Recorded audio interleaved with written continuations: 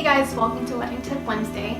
This is where I get to share with you some tips and tricks on wedding planning, whether you're a bride, you're a groom, or maybe somebody who's thinking about marriage, possibly getting engaged. So the question came in on whether or not to do a first look or the traditional look. You could hear a pin drop in the middle, but that's what we're faced with. That's what couples go through, and it's a big decision. And typically you see the guys being the traditionalist. But in my experience, I was a traditionalist. I didn't want to do anything with a first look. I wanted to do things the way that they've been done for ages. And I wanted to be able, the first time I saw me coming down the aisle, and I didn't want all the times I planned for 11 months to go to waste because I get to see him before the wedding. And that moment, the moment I did see him, when those barn doors opened, it was the best feeling I've ever felt. I can't even explain it, but it was so amazing, and it's something I will forever cherish. But after we said the I do's and we walked back down the aisle, there was not even a pause. We had to go from that moment, that beautiful moment where we saw each other, to the pictures, which is the typical thing of a wedding, right? You've got your family formals extended, then you do your immediate family, and if you're lucky, that'll take about 30-45 minutes, and then you go into the wedding party pictures, and then you get the time with you and your husband, and you're still taking pictures though, right? So typically pictures can take all the way up to an hour to even an hour and 15 to 20 minutes after the wedding.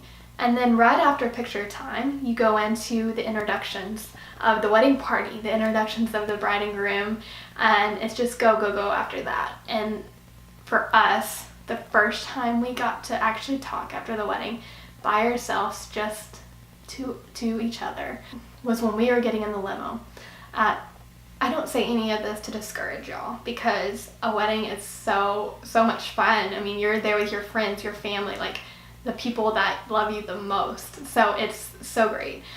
I just say this from a place of regret on my part, because I wasn't strategic and I did not plan time for Mike and I after the wedding, or we didn't get that time before the wedding.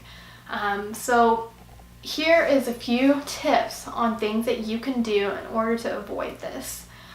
Tip number one, if you're doing a first look, just know that it does not ruin the aisle moment. It truly only enhances that moment. I can't stress that enough.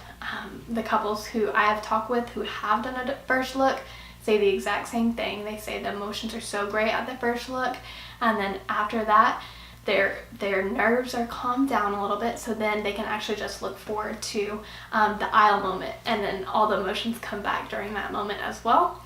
And tip number two, if you're somebody who does not want to do a first look and you are more about the aisle, then that is okay. That's fine, and I respect couples who still see it this way. I just highly recommend doing an alternative option, which leads us to tip three.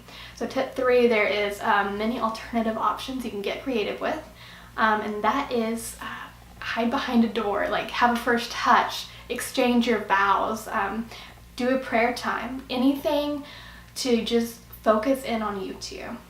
There's also another option that after the wedding, I've seen it done where the bride and groom will step off into a room to eat dinner alone, and be able to talk then and there, and then about 20 minutes later be able to join in on their guests. And that left them a time not to be interrupted from people wanting to come up to their table, telling them how excited they are, but they really focused in on each other.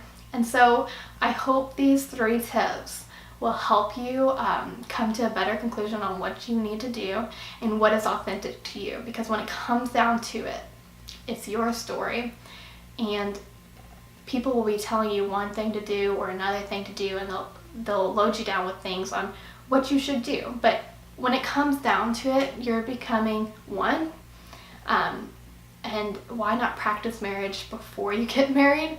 And what I mean by that is, why not focus in on your relationship and the things that will most benefit your relationship and give you time that day, rather than waiting till after the wedding to focus in on you two.